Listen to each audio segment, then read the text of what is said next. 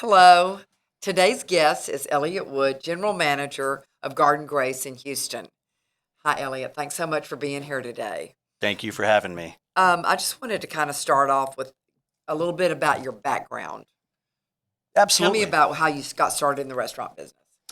Well, I grew up in it. When I was a young kid growing up in San Antonio, Texas, 12, 13 years old, and instead of having chores around the house, I got to wash dishes at my dad's restaurant, standing on a milk crate so I could reach the sink. And I just grew up with it ever since, all the way through college, waiting tables, and beyond.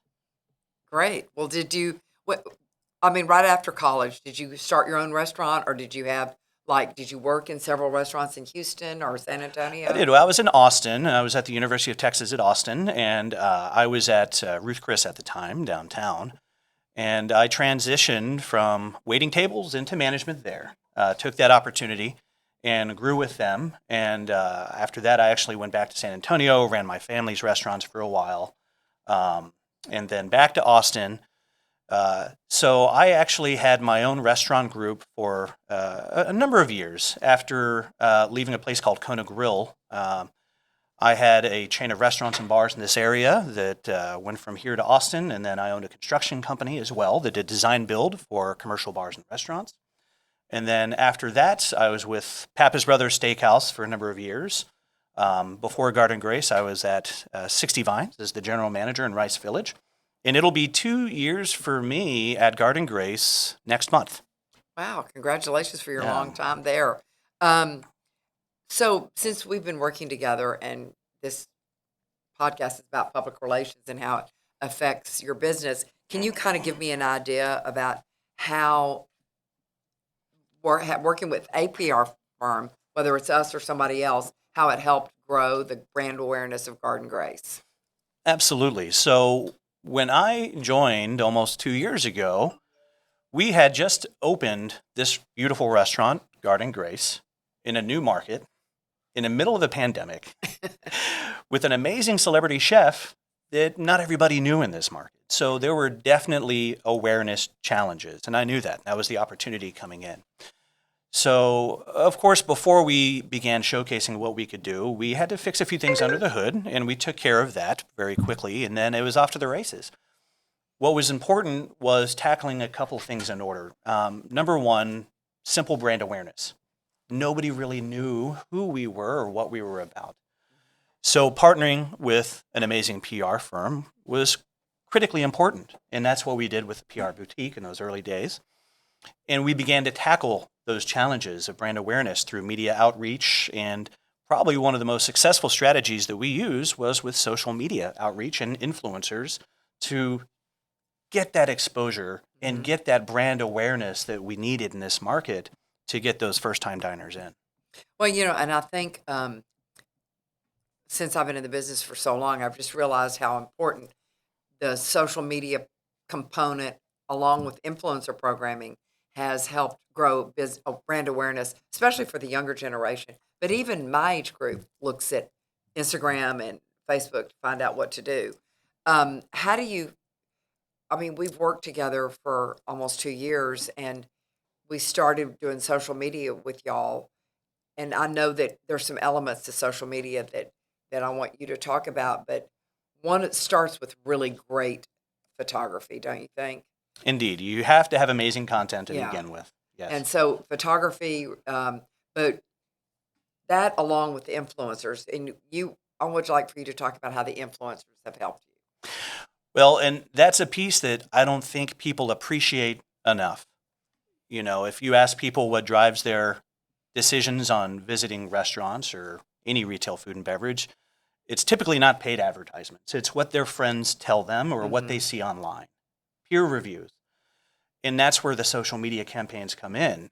We're very specific and very targeted about that, and being able to bring in somebody with a broad reach, 100,000, 200,000 followers, to enjoy an experience within the four walls at our restaurant and really showcase what we can do, that speaks volumes because it doesn't do justice to just talk about it or even see it from the outside until you can experience it from inside the four walls and see what we're about and feel what we're about. we kind of curate a list that would be, Correct. it's like we were, I'd like for you to expand on that. It's not just food influencers, it's also lifestyle, etc. And I think you've actually talked to some of them in the restaurant and kind of told you how they found out about PR. I mean, found out about Garden Grace. So kind of give me an idea of what you've experienced internally from people that have walked in the restaurant and said, Exactly. "How did I find out who you are?" Well, and that's the fun part of what we do is having these conversations with guests in the building. And I will often ask people if they've, had the opportunity to dine with us before. And if they say, no, this is their first time, that's wonderful. How did you find out about us? And almost every time the answer is, we found you online. You were in my Instagram feed, or my wife follows a lifestyle blogger or a clothing expert or a mommy and me blogger, and it was just in my feed. And I think that is the piece that's so very important, is that by curating that list of influencers, your firm has managed to have a broad reach. So it's not all just food bloggers. You've got the food bloggers, we've got lifestyle influencers and clothing brands and family brands, and all of that together helps our brand get represented in the feeds organically. Because there is an algorithm there, and the algorithm figures out what's going on. And then when I talk to these first-time guests and they say, I don't know what happened, you're just in my feed and it looked great.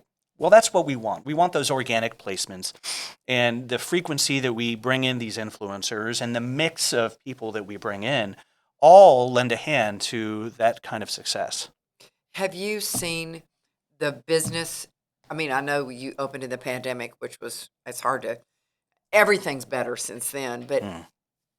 have you seen an exponential growth in your brand awareness, but more feet in the door, butts in the seats, whatever you want to call them, since we've Yes, we started the have. social media and PR campaign? Indeed, yeah, very much so. We set some very lofty goals last year that we wanted to achieve by the end of the year, which we not only achieved, but we eclipsed those Yay. goals, not just financial, but also just total guest count and things like that. So if you were to look at this challenge like a funnel, right, and getting that brand awareness is the very top of the funnel, that's the big net. Getting people to have a general awareness that we exist is the first challenge, right? And we've done an amazing job with your help of tackling that challenge. Now we get to tackle different parts of that funnel. For example, the familiarity of our brand, right? More of the identity and knowing what we're about. So perhaps guests have heard of us and they want to come in for that first time trial experience, but maybe they don't know exactly what we are or what we're about. Mm-hmm. So that's the area that we're in now, is we get to showcase more specifically what it is that we do as a modern steakhouse here in Houston, Texas. We, kind of describe the modern steakhouse, what that means. Well, and that's the fun part. I think we had spoken earlier about you can throw a rock and probably hit 5 steakhouses downtown, and they all kind of look and feel the same way, this clubby, members-only vibe. But that's not us. We're founded by one sleeve-tattooed rock star chef out of Hawaii, and you can tell, the music we play is contemporary, the look and feel of the buildings. We've won architectural awards in Houston, and in Denver as well, and it shows. Even the food, you can definitely tell there's a large amount of inspiration from the chefs that go into the food. Even the steaks aren't just steak on the plate. Everything's finished with, veal demi and chive butter and an oak-fired carrot. Everything is art that we do. And that all comes together for this approachable, enjoyable, contemporary experience that we call continental social cuisine for the whole company. That's fantastic. I love the food. I do love the way your food is presented on the plate. I mean, unbelievable. I need to ask you something. Recently, Troy was featured in Garden and Gun. That was an Yes. article that we worked really hard on to get for him.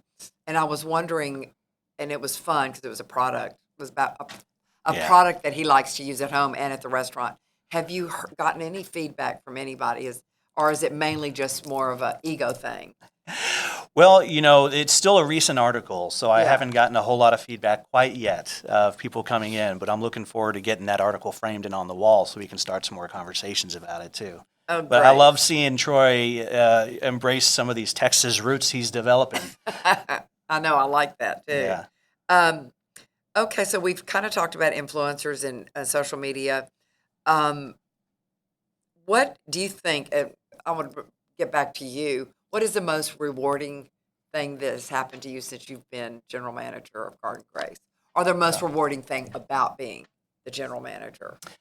Well, I would have to say, of course, the role in itself is very rewarding, right? You know, this is my chosen profession, and it doesn't get much higher than this at the operator level of this amazing concept called Garden Grace. But the real magic is the impressions we make on people, developing the teams that we have, and being able to have a hand in their careers as they move up. That part's amazing.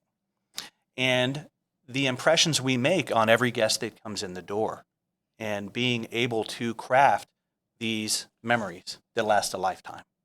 Oh, that's wonderful. Okay. So, one more thing. What kind of advice would you give to other restaurant owners or managers who want to improve their PR profile?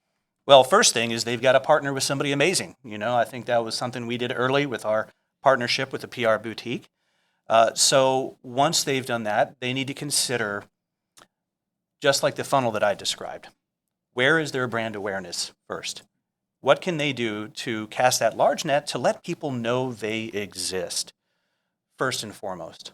And then, what are they about? Who are they? What is their identity after that? Um, our markets don't really trust paid advertisements as much anymore as they used to. What they do trust is peer reviews, peer recommendations. What do people say about them online? What are the reviews like? What are people talking about? In Houston and most every market, there's food bloggers, there's food articles, there's critics, there's all these forums that talk about restaurants and food. Make sure you're in the conversation. If you're not in the conversation, no one will know about you. So get in the conversation and make sure you know what they're saying about you too, and that it's what you want. All those things are much easier with an amazing PR partner as well. Well, thanks for that. We loved working with y'all and are very proud and honored to be your PR partner. I, just one more thing about, um, I love what you said about monitoring what people are saying about you online. That's one thing that I've learned from my digital marketing expert, that you need to respond to comments. And I think that's one tidbit of information I'd like to give our audience, that if people are talking about you, whether it's good or bad, you need to respond to them, either on social media or on Yelp or on any other the platforms out there. So I'm glad you said that. And I just wanted to reiterate that to our audience. Yeah, so very important. It adds a layer of genuine hospitality when they see that you are engaged in real time. If they don't see that there's any interaction, it becomes very sterile, very clinical. But if they see that you actually are engaged with your audience, like you said, both good and bad, that you're taking the opportunity to make things right and owning it if it's not perfect, that goes a long way. And it provides a lot of genuine engagement and trust in the brand. Well, I want to thank you so much for being here today. And I can't wait to go eat again at Garden Grace. Thank you for having me. We look forward to having you in. Great. Thank you.